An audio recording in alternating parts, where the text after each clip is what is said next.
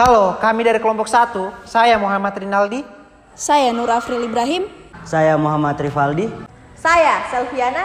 Berikut adalah presentasi dari kelompok kami. Baik, kami dari kelompok 1 akan membahas mengenai bias komunikasi dalam ruang lingkup rumah sakit. Nah, seperti yang kita ketahui sendiri, sejatinya komunikasi merupakan suatu model yang paling efektif dan penting dalam bidang pelayanan publik. Contohnya rumah sakit. Komunikasi efektif dapat dibagi menjadi dua, yaitu komunikasi efektif verbal dan komunikasi efektif non-verbal. Komunikasi efektif verbal meliputi komunikasi yang menggunakan bahasa, baik secara lisan maupun tulisan.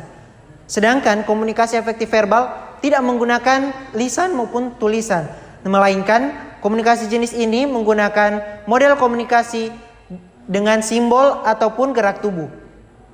Nah, dengan adanya komunikasi, diharapkan antara pasien dan tenaga kesehatan dapat menerima dan menyampaikan informasi secara baik dan lancar.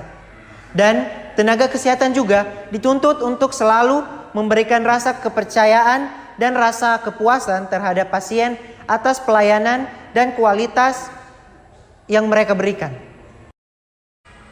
Keterampilan tenaga kesehatan tidak cukup untuk memberikan pelayanan yang memuaskan pasien.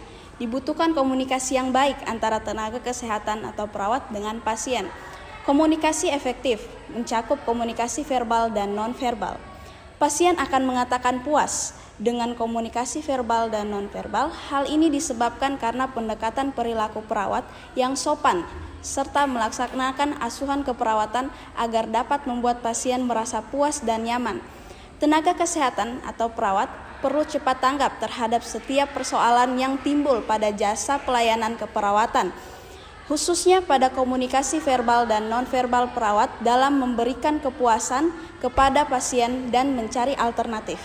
Dalam era globalisasi, dalam memberikan pelayanan rumah sakit menjadi sangat tajam. Untuk mencapai aturan keperawatan yang profesional diperlukan suatu pendekatan, yang dimana komunikasi efektif adalah salah satu cara untuk memberikan rasa kepuasan dan gambaran terjadinya interaksi antara perawat dan juga klien dalam upaya pemenuhan kebutuhan pasien. Komunikasi efektif mencakup dua, yaitu komunikasi verbal dan komunikasi non-verbal. Seorang klien akan merasa puas jika seluruh keperawatan dilakukan sesuai dengan asuhan keperawatan. Kurangnya komunikasi antara perawat dan pasien adalah salah satu alasan ketidakpuasan pasien terhadap pihak pelayanan jasa. Maka dari itu kepuasan pasien menjadi bagian integral dalam misi dan tujuan perawat untuk memberikan asuhan keperawatan secara optimal. Dengan adanya komunikasi memungkinkan perawat untuk menyampaikan dan menerima pesan dapat berjalan dengan lancar dan juga baik. Bagi rumah sakit diharapkan agar dapat memberikan fasilitas dan pelayanan kesehatan dengan komunikasi yang baik dan benar agar dapat meningkatkan kualitas pelayanan yang diberikan kepada pasien. Setiap bentuk tingkah laku yang dilakukan akan mengungkapkan pesan tertentu dan merupakan suatu bentuk komunikasi yang efektif. Setiap perawat dituntut untuk selalu menjaga kepercayaan dan meningkatkan kualitas yang diberikan kepada pasien.